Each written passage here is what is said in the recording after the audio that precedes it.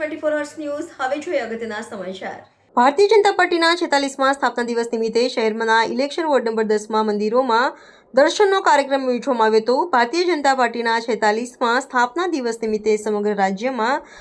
Bharatiya Janata party દ્વારા મંદિરોમાં દર્શન સાથે ધર્મ જાગરણ સાથે જ રાષ્ટ્ર જાગરણ વોર્ડ અને મંડળ દ્વારા કાર્યક્રમ યોજવામાં આવી રહ્યો છે।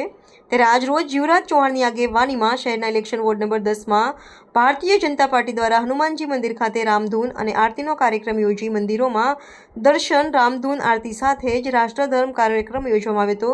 જેમાં ઇલેક્શન વોર્ડ નંબર 10ના કાઉન્સિલરો, વોર્ડ પ્રમુખો, ઉપપ્રમુખ સહિતના હોદ્દેદારો અને કાર્યકરો મોટી સંખ્યામાં જોડાયા। આજે ભારતીય જનતા પાર્ટીના 6 એપ્રિલ સ્થાપના દિવસ નિમિત્તે સમગ્ર દેશમાં ભારતીય જનતા પાર્ટીએ એનો જન્મદિવસ ઉજવવા માટે, એનો સ્થાપના દિવસ ઉજવવા માટે વોર્ડ સહ મંડળ સહ કાર્યક્રમ આપ્યા છે। મંદિરોમાં દર્શન કરવાના, આરતી કરવાની અને ધર્મ જાગરણની સાથે રાષ્ટ્ર જાગરણ માટે ભારતીય જનતા પાર્ટીનો સંકલ્પ, ભારતીય જનતા પાર્ટીની આઈડિયોલોજી અને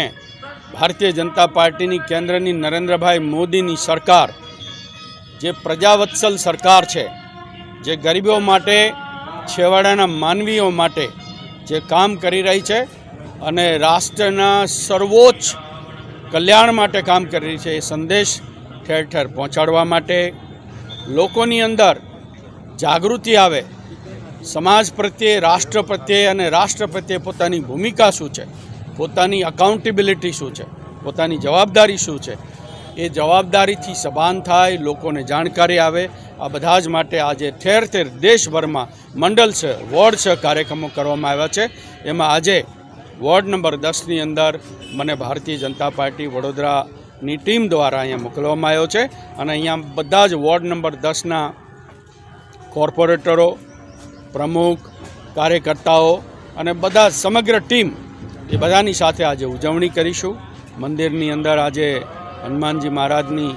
દર્શન કરીને રામધૂન કરી છે અને હવે અમે બાકીની ઉજવણીનો કાર્યક્રમ કરીશું।